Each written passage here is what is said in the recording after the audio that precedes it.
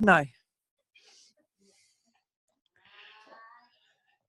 Eventually, so you can leave it nearby if you like. Yeah, because we'll use it today.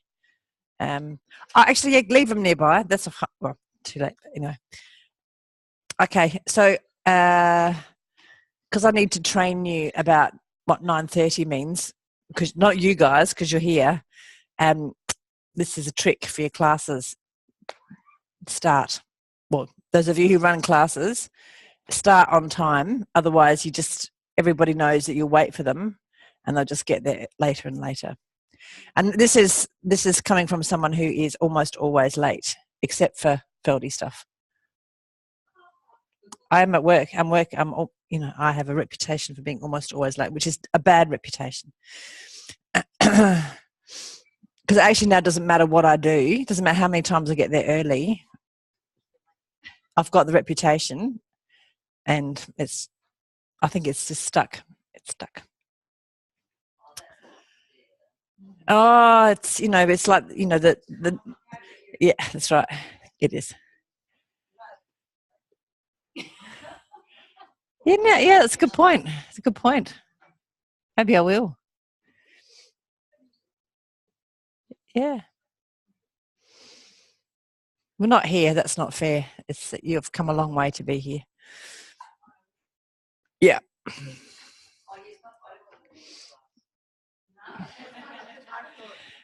Okay, so lie on your back and look like you're really having a great time, so that every time someone comes in, they feel really bad, like they've missed out. And I'll do that mother thing, or maybe dads do it too, where you don't say anything, you just look really disappointed. I'm really disappointed. It's horrible, isn't it? That thing. When you encounter it as an adult and it just takes you back to being, oh God, I'm disappointed.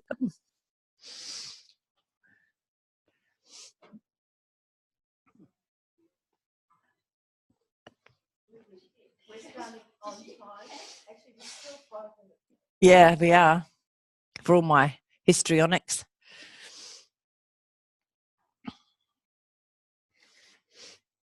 You never know. There might be some public transport issue. I saw a commercial last night about the public transport, all the roadworks problems. But there was in January, so what are they just trying to fool you that it's only July?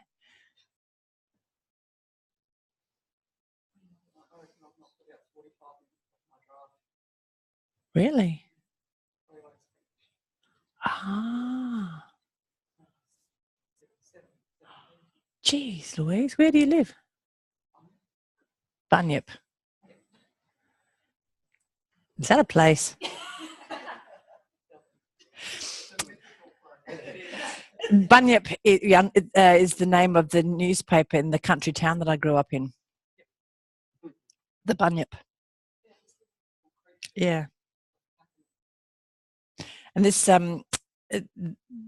is the society that started the Bunyip. They were great. This is like starting in the late 1800s, and they had the Humbug Society, and they would tell stories and then go bah humbug. So anything that irritated them, that was humbug, like mindless bureaucracy or cant of any kind, they would just denounce it in the Humbug Society. I think that's fantastic.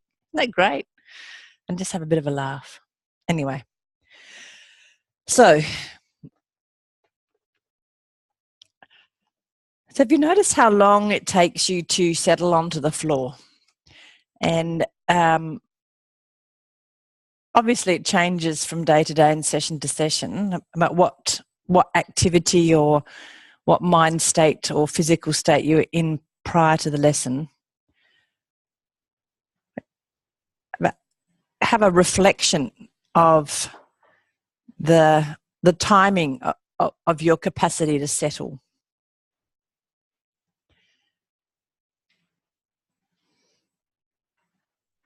And to find comfort.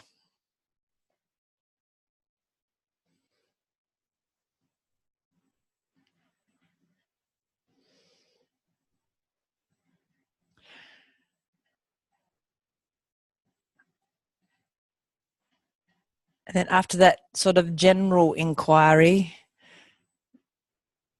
reflect on the state of your spine. So remember from yesterday, we kind of delineated the three vertebral zones, so that the neck and the chest and the small of the back. And then the part of the spine that now is sort of tucked into the pelvis.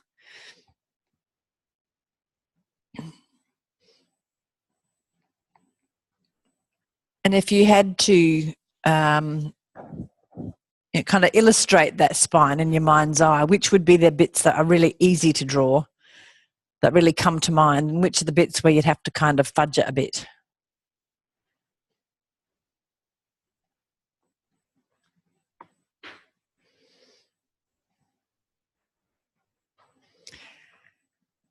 And remember the things that you sensed yesterday, so the length of the parts, the length of the whole,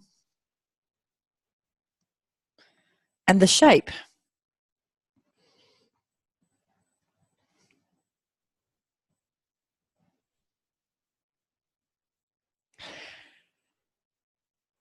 Okay, roll over onto your stomach and prop up on your elbows so that your elbows are directly underneath your shoulders. So that means that your upper arms are vertical, coming out of the floor. And find a place where your legs can be comfortable, lengthened, so they might be turned in, they might be turned out, the toes might be lengthened, whatever, just so that they're comfortable, and in a way they can slightly disappear in the comfort. They're not going to bother you. So hands palm down. And where do your eyes go spontaneously in this position? Do you look down? Do you look up? Do you just look ahead? What's ahead? So this is a slightly unusual configuration. Maybe you don't spend a lot of time in. And how would you find comfort in this position?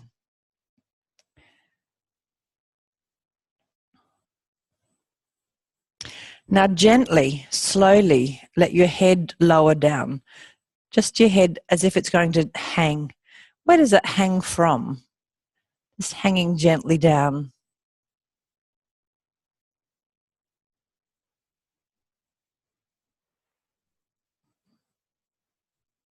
And when you get to the point where you feel like that's enough, that's far down enough, quietly lift it a little bit and then let it hang again.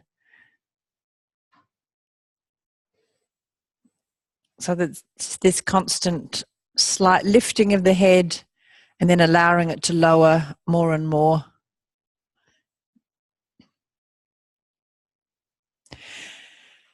And as you do that, of course, begin to notice what's happening in the rest of you, particularly in your chest, in the length of the spine. So as your head quietly lowers, with a little lift and then lowers again, letting it really hang down, what influence does that have on the length of the spine? And how far do you let your head hang down? Where's safe? Where's comfortable and safe? Is safe and comfortable the same thing?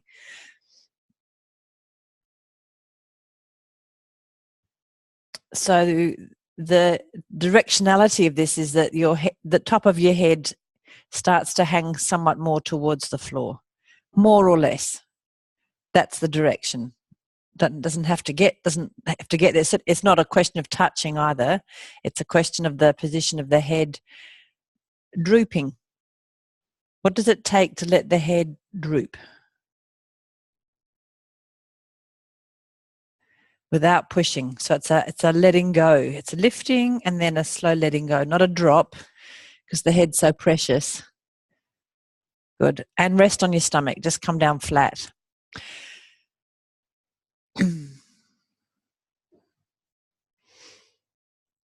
And because this position may be a little unfamiliar to some folk, take the moment of in this rest to check that all is well in your body, that your shoulders can cope with this weight bearing in this position, the smaller the back, the shoulder blades, your back has to arch in a different way. Is that all okay?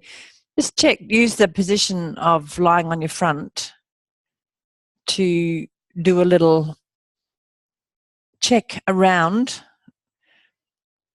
that everything within your body's still happy, still comfortable, still feels safe.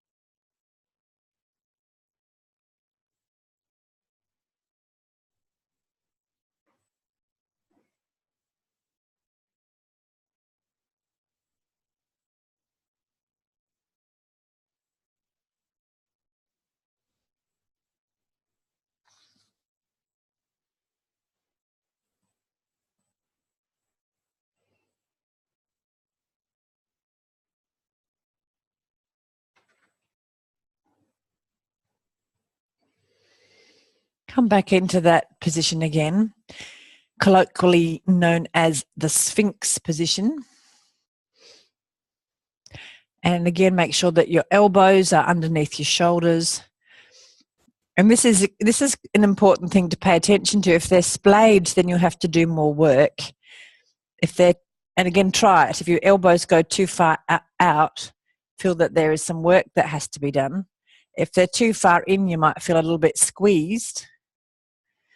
If they're too far forward, then you might not get the height to let your head really hang. If they're too far back, who knows? Again, you might not get the height. So having the elbows under the shoulders gives you the height to really allow your head to hang down. So again, let your head drop as fully and as completely as you feel is comfortable and safe. And now with it quietly hanging, leave it there. Leave it there. See if you can breathe. That would be good. And then very gently start a kind of pendulum movement where your head swings a little bit to the left and a little bit to the right. And you can start it off very slowly like a pendulum. That's it. This is not a turning. It's not a rotation where you're looking to the left and the right. So it's not turning around an axis that goes down through the middle of your head. It's actually a swinging. So that in a way, your ear might come a little bit closer to one shoulder and then a little bit closer to the other shoulder. That's it.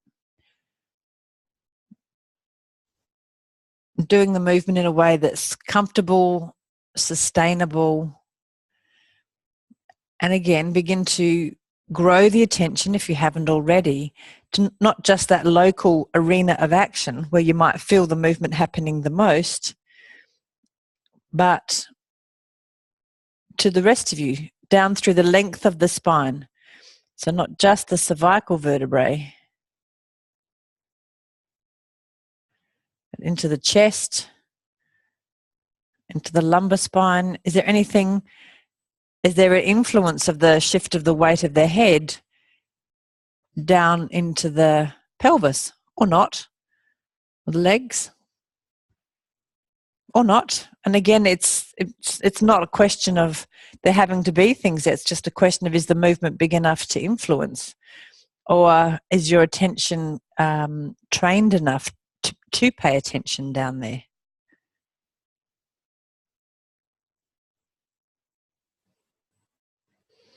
Rest when you need to. Continue just to grow the movement after if you've had a rest, fully flat or however's restful, and let the movement grow a little bit more.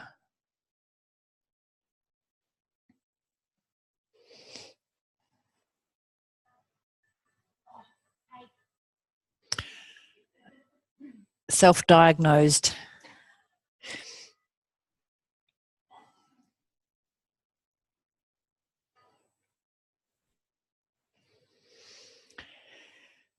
And what's the influence of the movement getting a little bigger, if that's possible? Maybe the front of your ribs in your belly.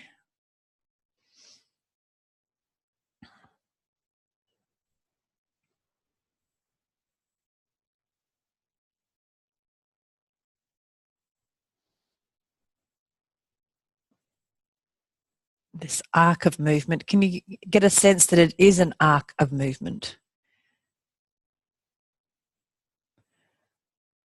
That the weight of the head has an impact. That's it. Like a pendulum. Good. Rest on your back, just in case you're not. If you're babies of the 90s, you might not like tummy time because you didn't have too much tummy time. You're not babies of the 90s. My mistake.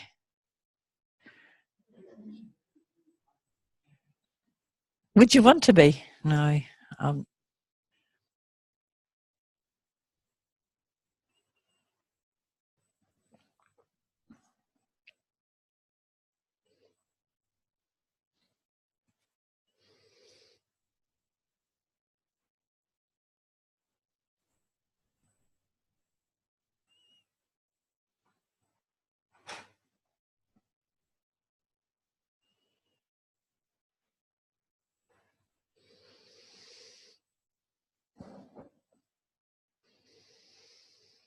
Is there any influence of allowing your head to hang in this way?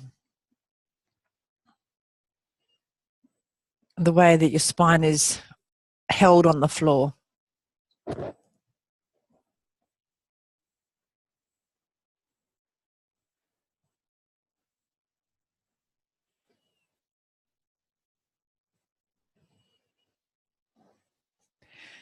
And roll onto your front again and have your elbows under your shoulders.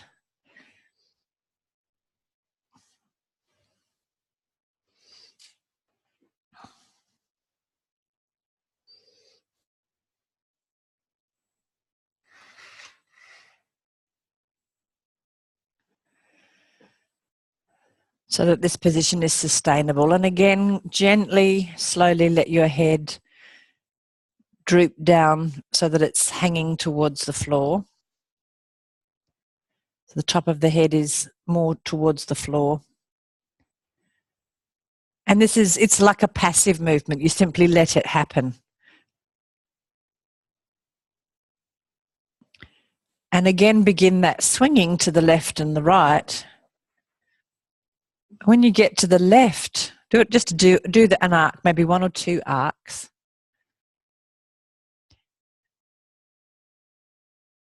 And it's like you're getting up some momentum so that as your head swings to the left, it's like it comes up a little bit. And like a swing, it kind of, then it goes around to the right and it comes up a bit higher. And then it swings down. And then each time it gets a little bit higher as it goes to the left and the right, so that eventually it would actually make a circle. When would that kind of happen?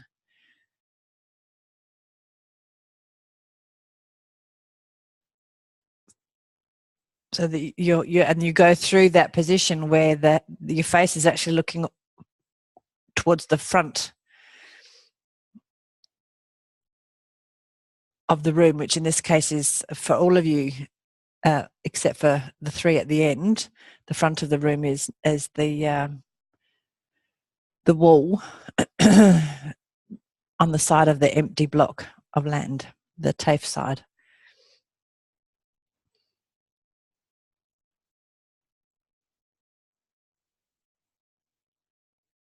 And I'll remind you, these lessons are called head circles.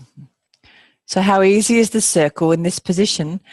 And if you can do the circle in a very sustained way, i.e. keep on doing it slowly, gently, to give yourself the time to explore the influence of this circle on your chest. So the front of your chest, particularly in its contact with the floor, the shape of the chest, the thoracic spine, the lumbar spine, the front of the belly. Excuse me.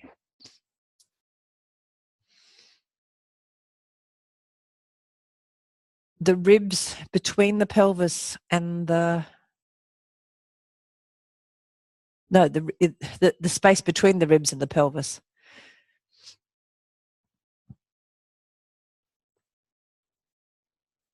And have you reversed the circle? Now, just a little, I forgot to ask at the beginning of the lesson, if people feel a bit dizzy with head circles, do this with your eyes open. Remember that I said that 50% of people feel better if they do the movement with their eyes open, and 50% feel better if they do it with their eyes shut. So just try if you are feeling a little bit dizzy. And of course, stop and use my little rule of thumb that if the dizziness doesn't go quite quickly, then you just need to stop and do this in your imagination for a while. Good. Leave it and rest. Rest in whatever position is comfortable.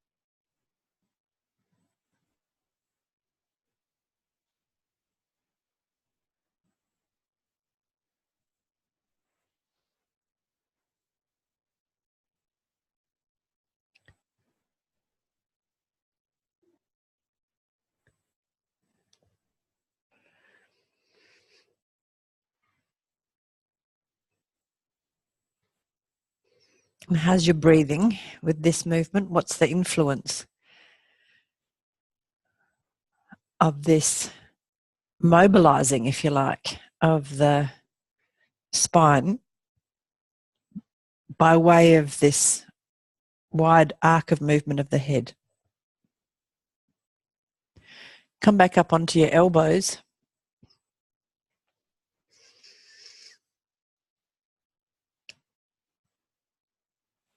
And make a head circle in just one direction, just a few times,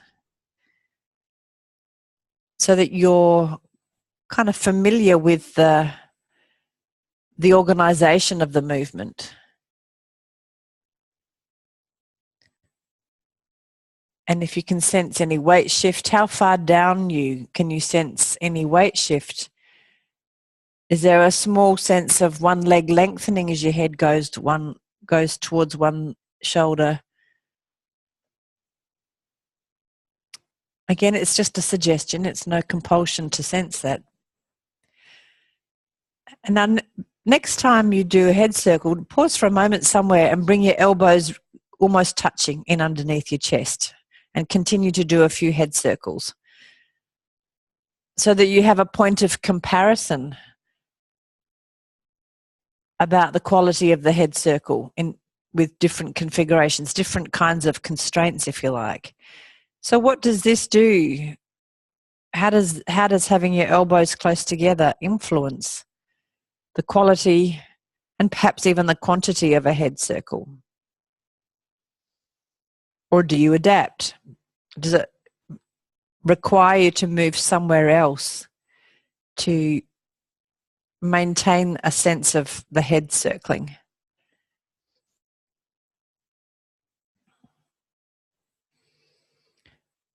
Do that a few times, and then do the same thing with the elbows wide apart.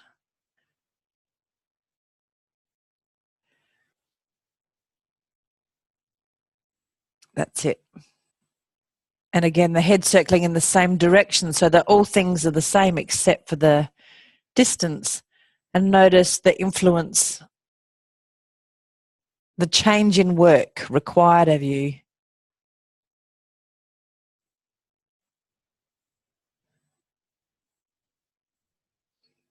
And how the chest changes shape. Good. Rest for a moment on your front. Just rest flat for a moment.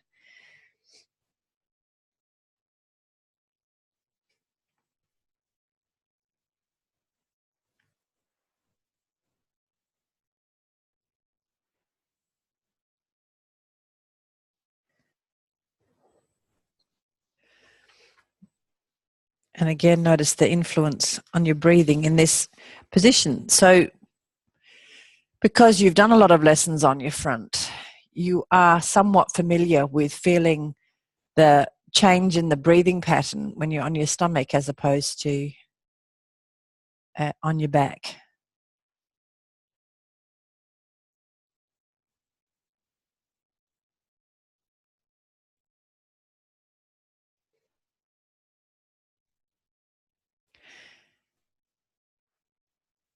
Come back onto your elbows and have your head hanging. And yeah, so the elbows are directly under your shoulders. And unless you've got a pain in your shoulders, for most people that this is the foundation, if you like, that offers the most support, and therefore it's the most inherently stable, but it still allows you to be mobile. So it's that balance between stability and mobility. So again, now begin the head circle and in the opposite direction to where you were, and now everybody have your eyes open and notice where your eyes go with your eyes open. And is there any sense of orienting? So we've talked a lot in the early segments from a developmental point of view about this orienting to the horizon, finding a horizontal line that we use as an external reference for where we are spatially, so the horizon. So can you now look with this idea of orienting to the horizon and letting your gaze become long, soft, as if you are looking out across the horizon.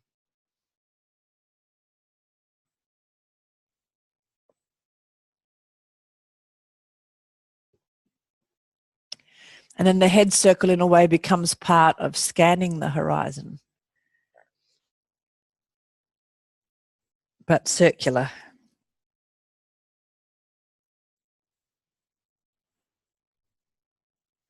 And again, divide your attention now so that you can pay attention not only to what your eyes are orienting to, but the sensation of that in your body, in the chest, in your pelvis, the space between your chest and your pelvis.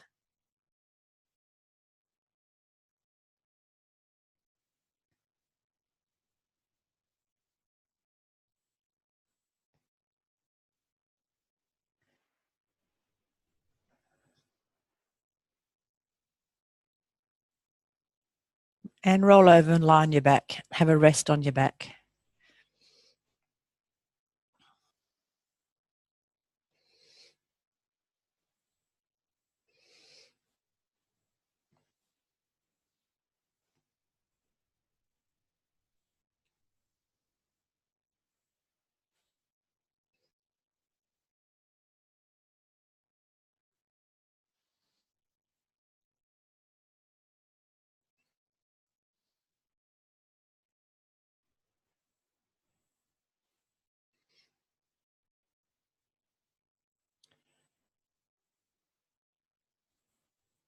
Again, gently, quietly inquire of your own well-being.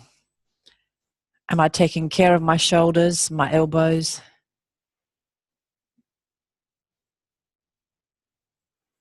my thoracic spine, my neck?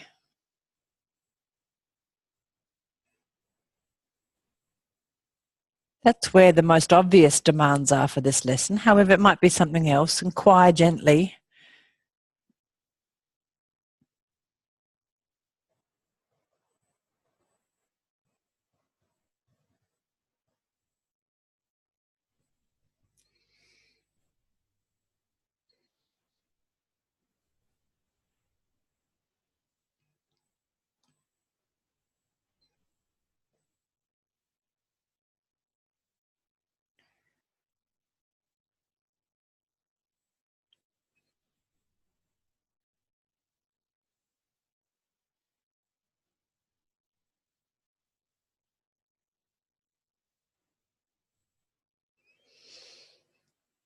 Roll onto your stomach, leaning on your elbows under your shoulders.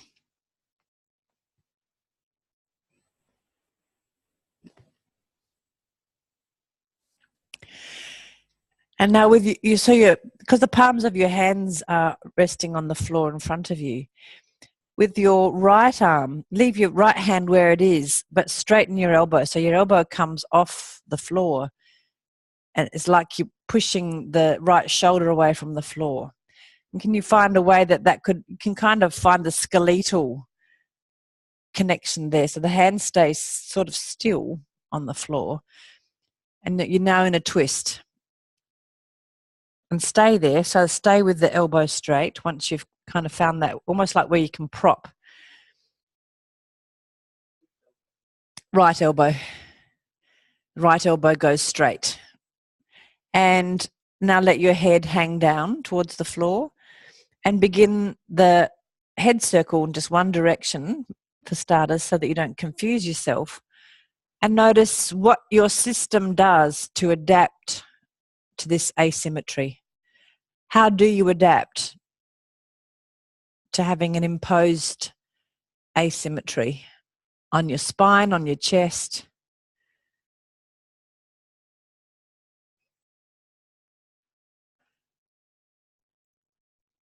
So the arm forces you to shift. You've already shifted your weight in a way because of the arm being propped. How do you cope with that? What's the resilience in your system that allows you to adapt to that? And if it's demanding, of course, you just do it a few times while you can maintain your curiosity, and you stop before it becomes an exercise.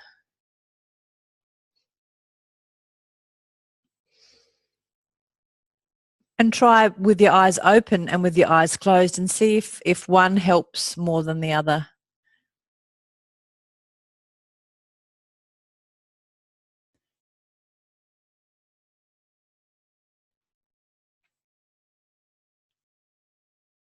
And change directions just once or twice. Again, enough to satisfy your curiosity.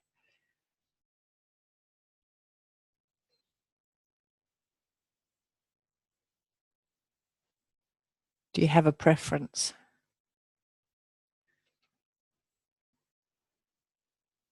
Good. Leave it, rest on your front for a moment. Just quietly rest on your front. No big deal.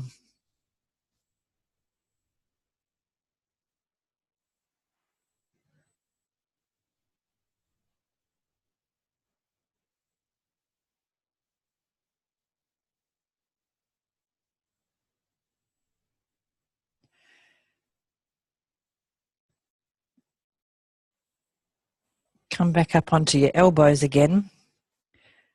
So the elbows are under your shoulders. Your hands are flat on the floor. And now gently straighten the left elbow a little, or a lot, whatever's sustainable for you. So the hand again stays roughly in the same position on the floor, but the elbow lifts up. And there's something that can happen in your chest and in your shoulder blade, and the weight shift of the pelvis, that allows that to become like a strut. And when you found a position where it's sustainable, stay there and begin the head circles. Let the head drop first, and gently start the pendulum and then the circle.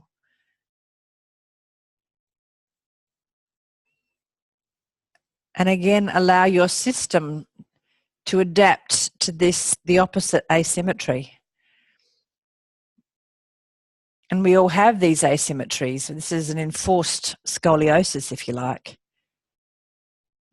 What does your system do to accommodate this side bend and twist in your spine? How do you still find the horizon, scan it, lose it? How do you find function and orientation with this asymmetry?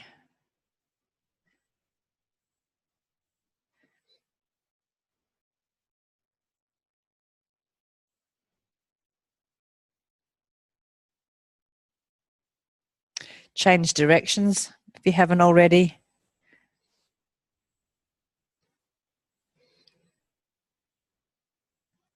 Is one way easier? Does one way adapt more easily?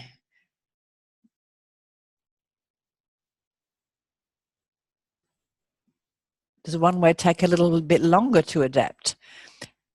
What's your patience like in the process of adaptation?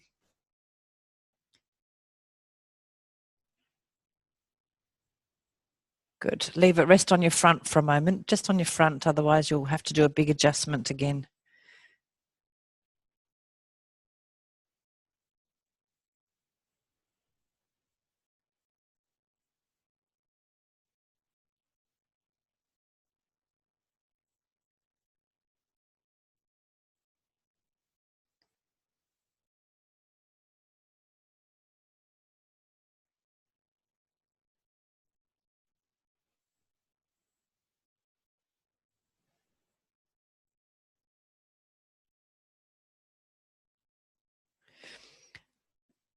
A few times now, make a circle in the symmetrical way. So you're on your elbows, under the elbows propped up under the shoulder. And with the idea of testing out any influence of the asymmetry now that you're back to your version of symmetry. Has that variation, that asymmetry, given you a greater appreciation for the capacity of your whole self to allow your head to orient in all these different ways in this circle?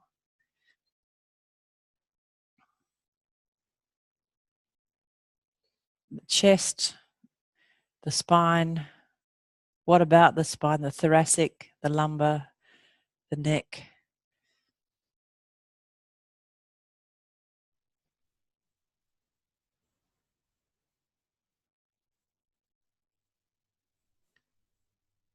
Change direction if you need to.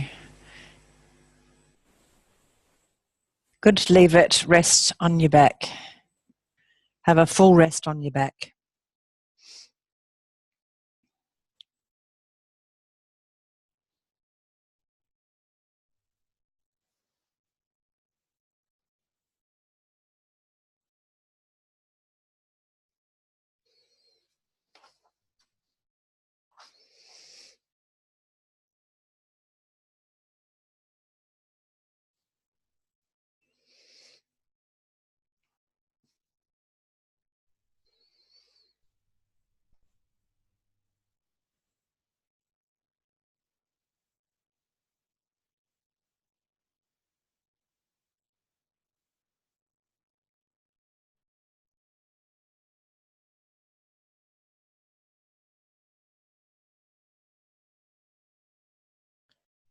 Use the floor to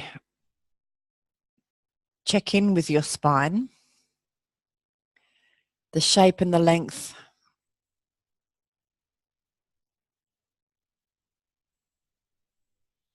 the cervical spine, the thoracic and the lumbar, the neck, the chest and the small of the back.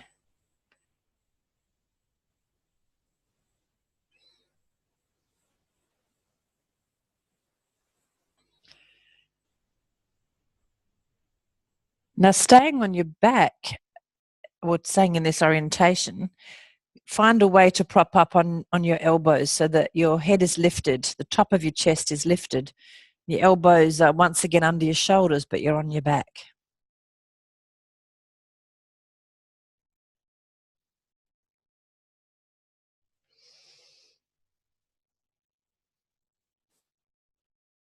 Again, find a way that this can be somewhat comfortable.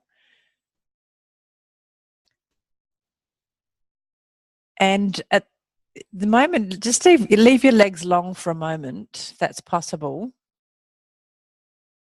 We're just going to do this in 2 stages. So for most people, then your head is almost vertical.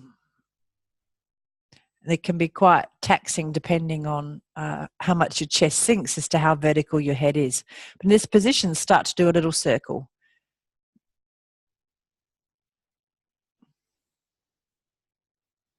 And for most people, you'll find that this is quite demanding. So maximize your attention so that you don't have to do too many repetitions.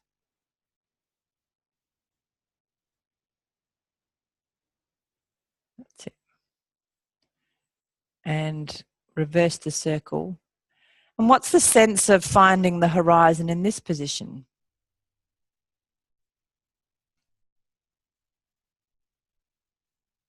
Rest when you need to.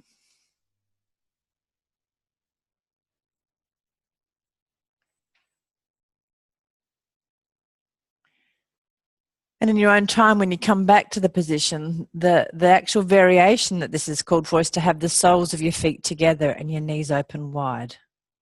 I've just broken it up just so that you can practice the sensing of the slightly less demanding position. You don't have to worry about your legs so much. So that's after you've had a little rest, come back, propped up on your elbows under the shoulders, so that your upper arms are more or less vertical, coming out of the floor. And again, begin this exploration of the head circle.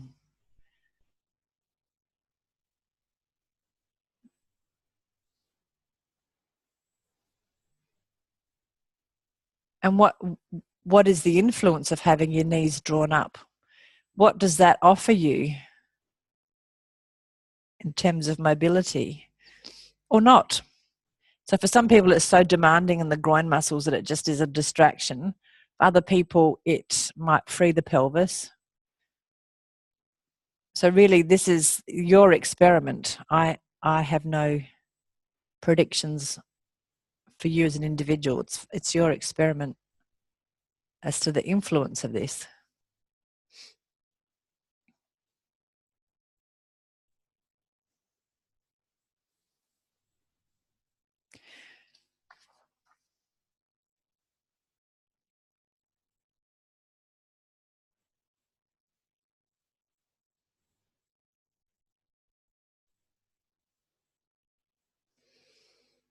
If you haven't reversed the circle, reverse the circle.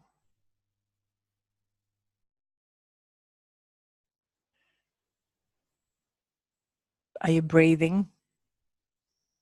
This has quite a different demand, doesn't it, on the flexors. So the flexors were so long before when you're on your tummy, and now they have to shorten and lengthen under kind of load conditions. And rest on your back. Everybody rest out long.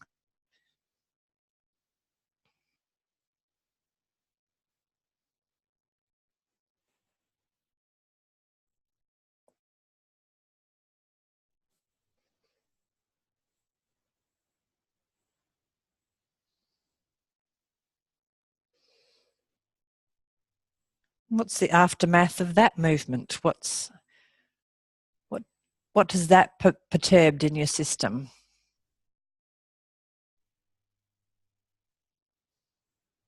Something, nothing.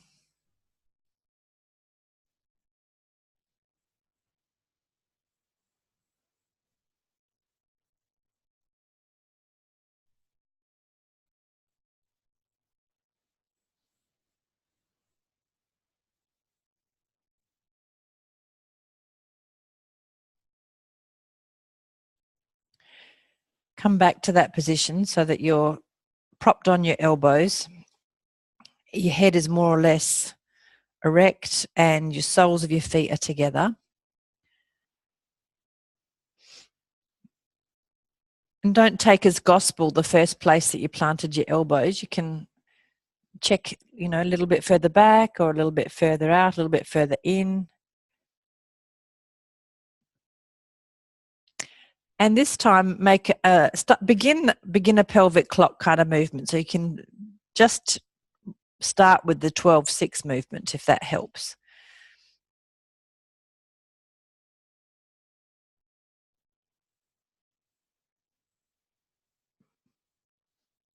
And then you can go to the 3-9 movement. So the left, right kind of movement, and then in your way of growing that exploration into the 4 quarters of the circle.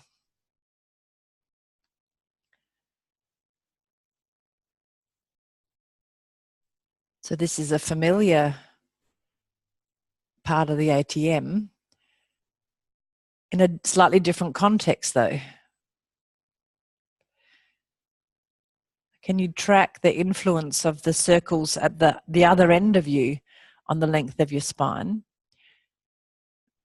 And there'll be similarities and difference to its influence on the spine and on the head. It's one of those weird movements that's kind of congruent, but if you break it down, it can get quite detailed and confusing. So how do you go about paying attention to all of these bits?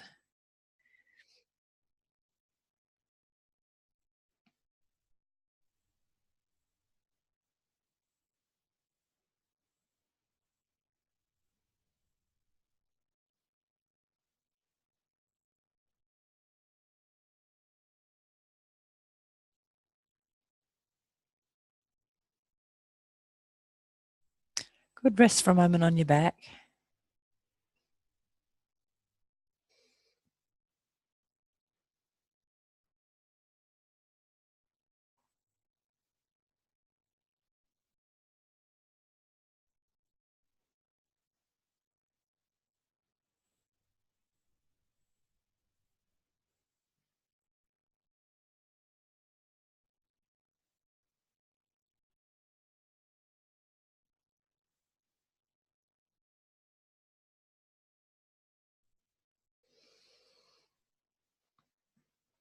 And again, use the pause to check in your overall state of well-being, that you're taking care, not staying too long in these demanding positions.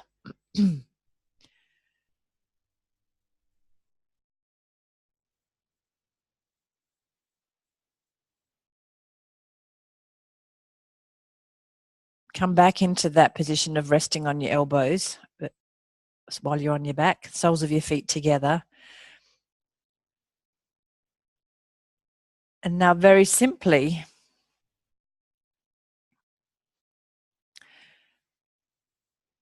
as you roll your pelvis back so the small of your back flattens, bring your chin closer to your chest. So as if you're going to look at your pubic bone. And then as you push your pubic bone away from you, so you're rolling your pelvis forwards, your head goes back and you look away. So it's like your nose and your pubis are coming together, and then they're going as far away from each other as they can. Comfortably, slowly. And in that moving away from each other, you can kind of accentuate that by really pushing your belly out.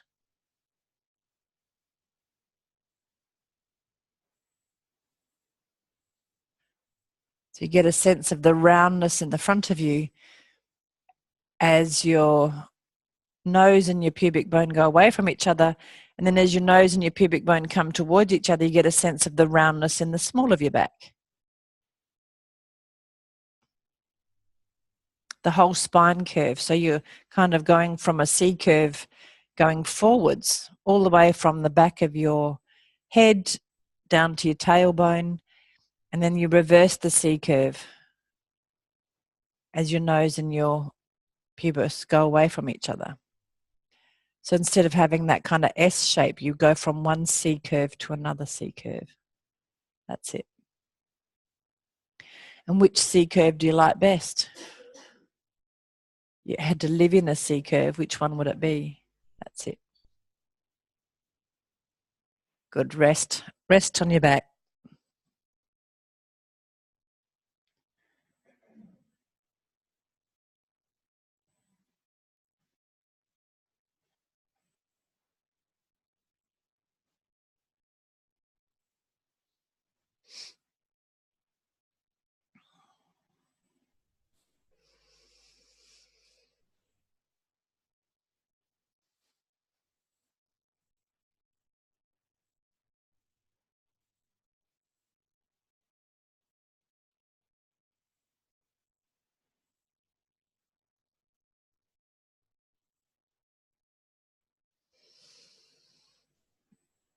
Once again, come up onto your elbows with your soles of your feet together.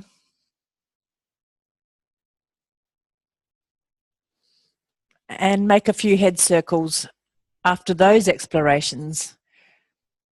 And again,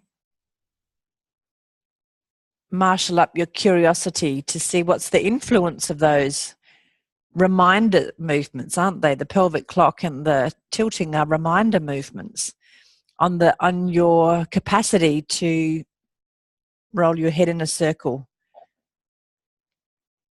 So we've taken the intention back into the head. What's the influence of all that, though, on the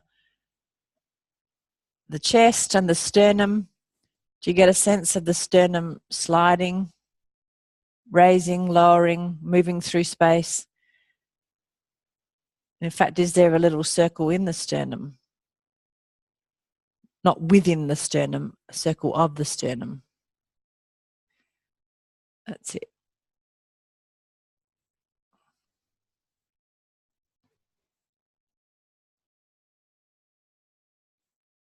Good. Rest. Rest on your back.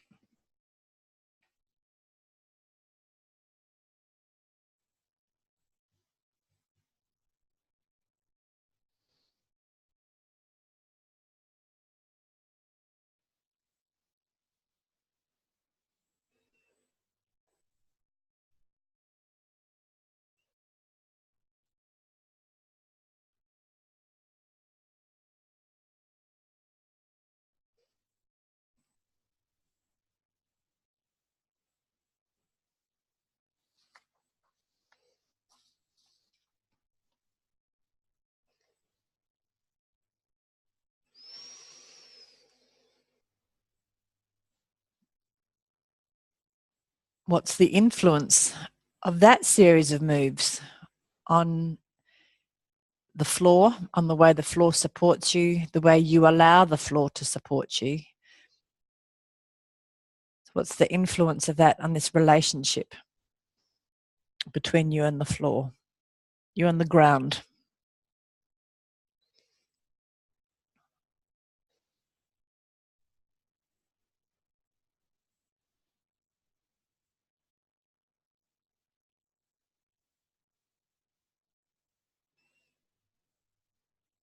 Roll over onto your stomach and prop on your elbows.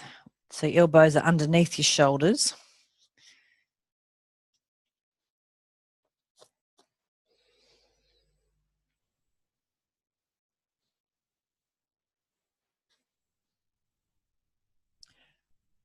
Gently allow your head to drop forward so that it's hanging towards the floor. And what's the quality of the dropping, the hanging, compared to earlier in the morning? And now begin to do the head circles. So you can start off slowly.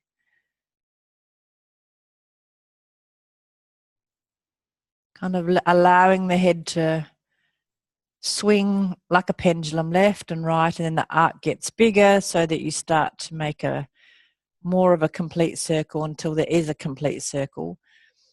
And again, try with your eyes open and your eyes closed so that you have this recognition that the horizon,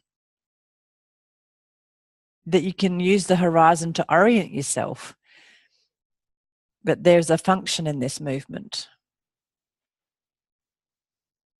There's a safety in this movement because it helps you to view your environment better. Have you got a sense of that there is a purpose to this?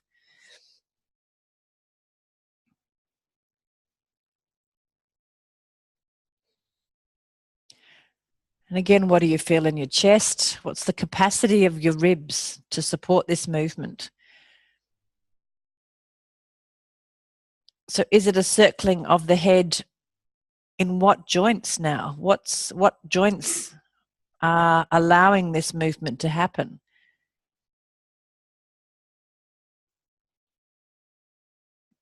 The influence on the pelvis, on the legs, between the pelvis and the ribs, the front, at the back, the side.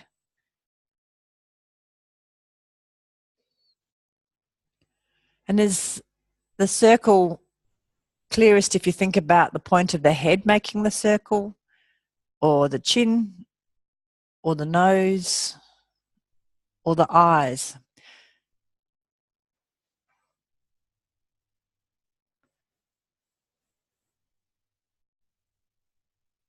Or is it the sternum? Or is it somewhere else?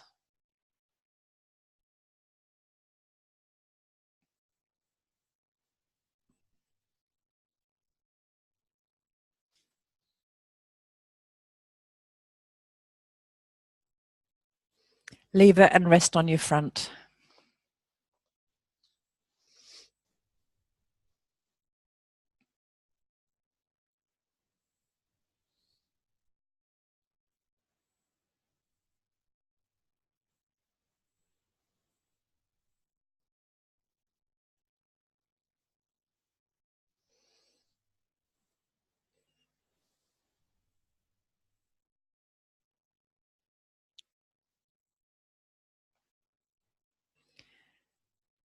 Come up onto your elbows again.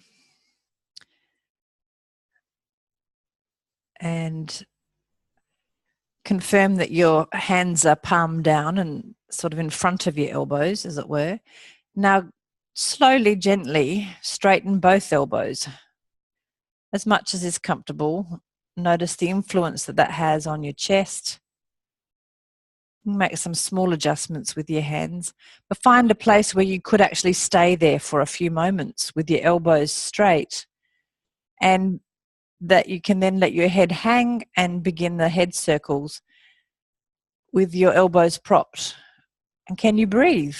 Like, this is not a endurance test. Is it possible to do this even if it's only for a few circles and not compromise your breathing?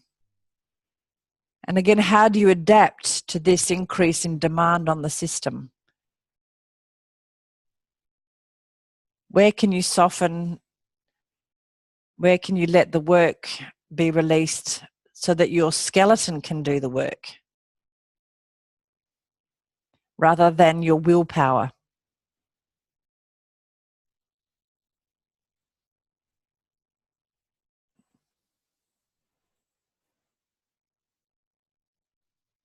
And by propping on your arms, does it have to mean that your chest becomes fixed? Or can you find a way for your chest to stay mobile within these two sticks of arms? That's it. Reverse the circle if you haven't. And leave it. Rest on your front again.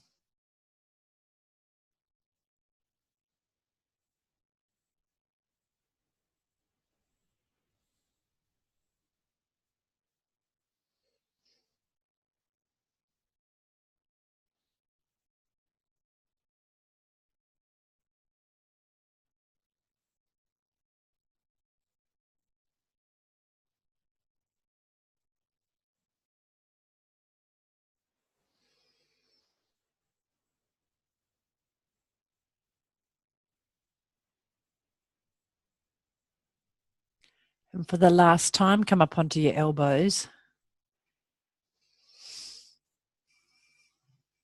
And as many times as you need to satisfy your curiosity, allow your head to drop gently, slowly, and check in on the influence of all these explorations on the quality of your head circles,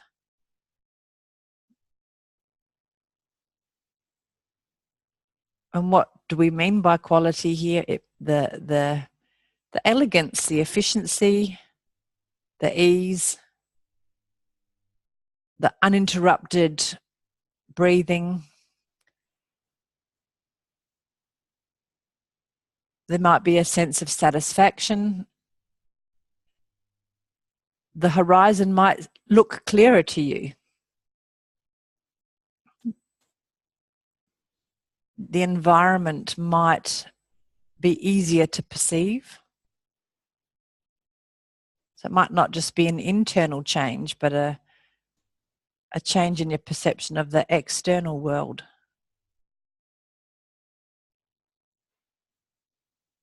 And then the influence down through the whole of you, through your spine, through your chest, pelvis, the length of the legs. This amazing change in the shape of your spine.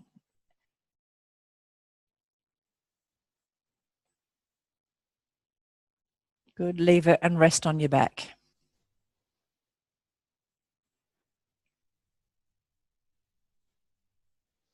Take a full rest on your back.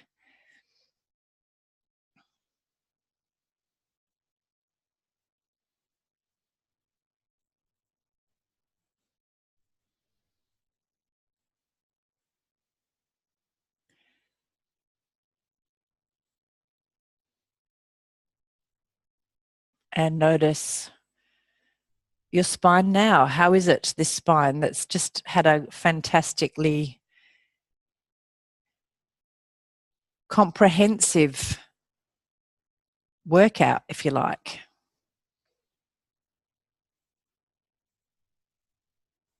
Where all the vertebrae have had a part to play. Did they increasingly have a part to play? So the neck vertebrae that may have been the focus of attention initially, but how the thoracic vertebrae and the vertebrae in the small of the back, how did they step up to the mark in terms of supporting this movement?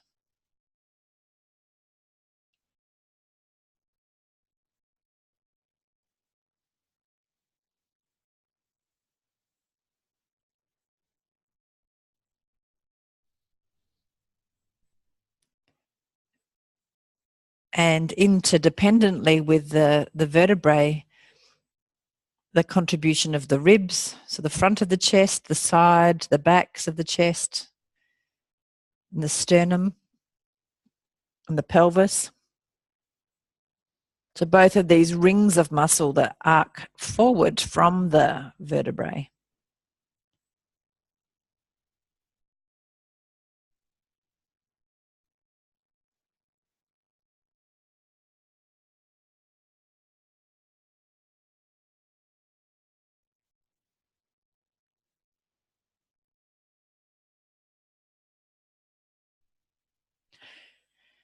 Slowly roll up to sitting, across your legs.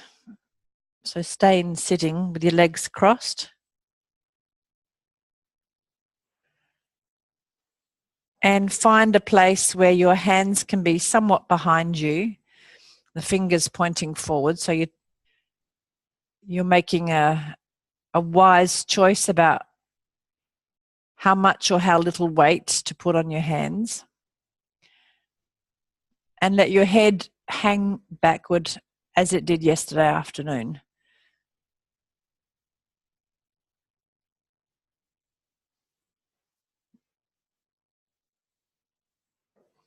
And begin that gentle pendulum movement of your head now hanging back and swinging left and right. And allowing that arc of movement to grow. So it's almost like you can roll your head from one shoulder to the other. And then it gets to the point of being on one shoulder and it can actually roll forward. Around to the other shoulder and then roll back. And what's available in your chest and in the front of your belly and in your pelvis, so that it's not the head being required to do this on its own, but it has the support of the full team, the full complement of vertebrae. Is the sternum free to support the movement?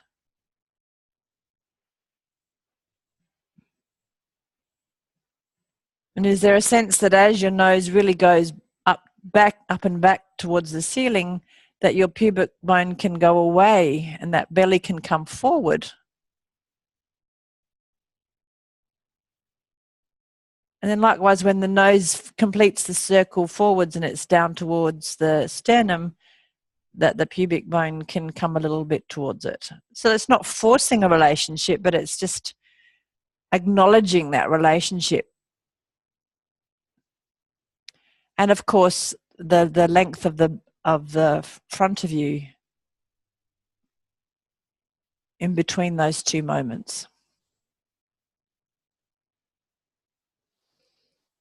Beautiful. Okay, good. Rest in sitting for a moment and then contemplate the possibility that you could stand up. And in the standing, have this this remembrance of what it is to stand up off the floor, and how the horizon can become even more available to you. So you've looked at the horizon from your belly, you've looked at the horizon from your back, you've kind of circumnavigated the horizon, if you like, in sitting. And then what would be the function of standing other than to see further? So with that kind of function in mind, come up to standing.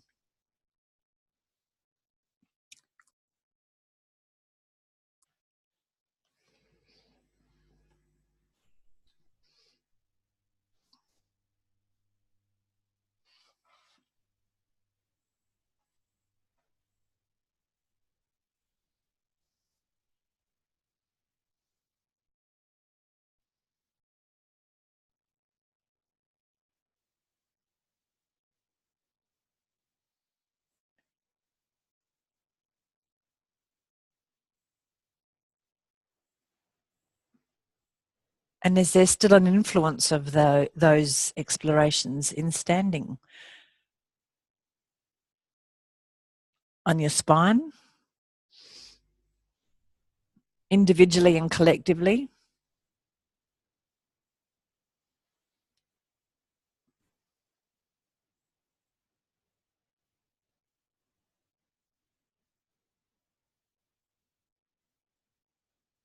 And the availability of the space around you, visually, somatically.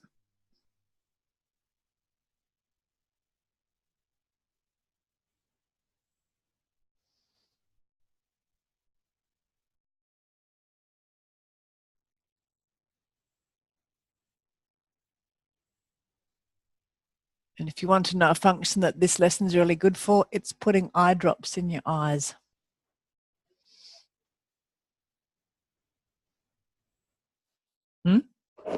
Gargling. Good, and walk.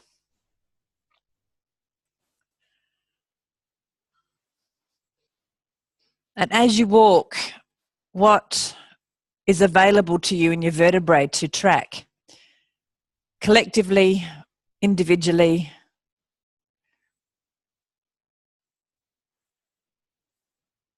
Are they all still present, or do they disappear?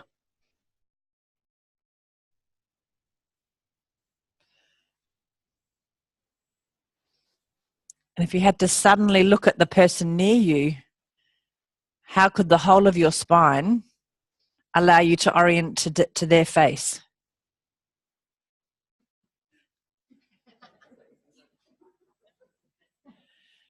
So, yeah.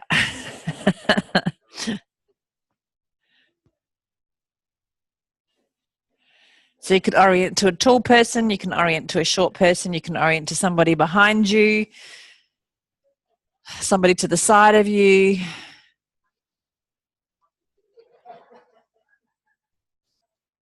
You can look at, yeah, that's looking at a tall person too. Good. Okay. Is it too early for a tea break?